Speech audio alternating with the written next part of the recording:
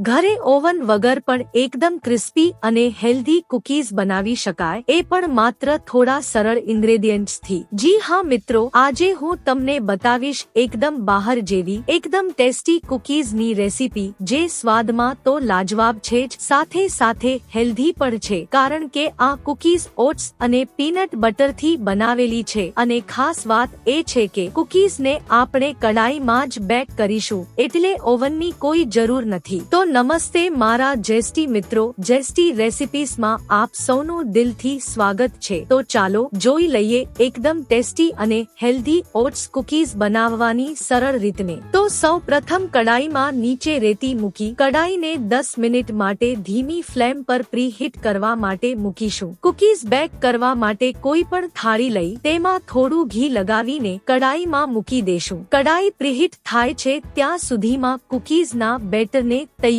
કરી લઈએ। તો મેં અહીં 1 કપ એટલે કે 100 ગ્રામ ઓટ્સ લીધા છે, તેને મિક્સરમાં નાખીને તેનો લોટ તૈયાર કરી લેશું। તો અહીં એકદમ સરસ રીતે લોટ તૈયાર થઈ ગયો છે। તો તેને બાઉલમાં નીકાળી તેમાં 1 ટેબલસ્પૂન તજનો powder, 1 teaspoon baking powder, pinch મીઠું, 1/4 ટીસ્પૂન બેકિંગ સોડા ઉમેરી બધાને હળવા હાથે મિક્સ કરી લેશું। ત્યારબાદ તેમાં 50 ગ્રામ એટલે કે 2 ચમચી જેટલું પીનટ બટર નાખીશું। જો તમારે ઘરમાં પીનટ બટર બનાવવું હોય તો તેની લિંક મેં ડિસ્ક્રિપ્શનમાં આપી છે, તમે ત્યાંથી જોઈ શકો છો। ખૂબ જ સરળ રીતે ઘરે જ બનાવી શકાય છે, તો વિડીયોને જરૂર જોજો। 1/4 કપ દળેલી ખાંડ ઉમેરીશું ને હળવા હાથે બધાને મિક્સ કરતા જશું।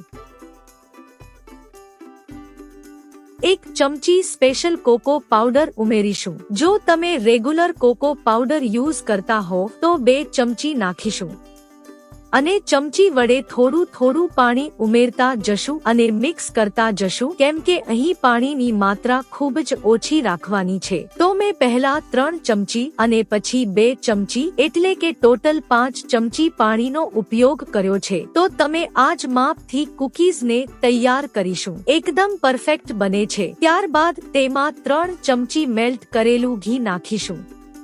તો બસ કુકીઝ બનાવવા માટેનો ડો તૈયાર છે।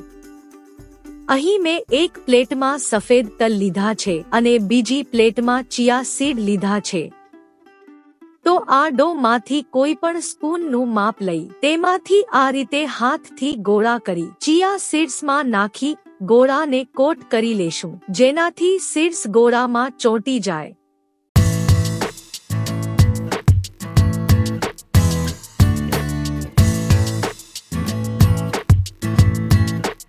એવી જ રીતે બીજો ગોળો લઈ સફેદ તલમાં કોટ કરી લેશું।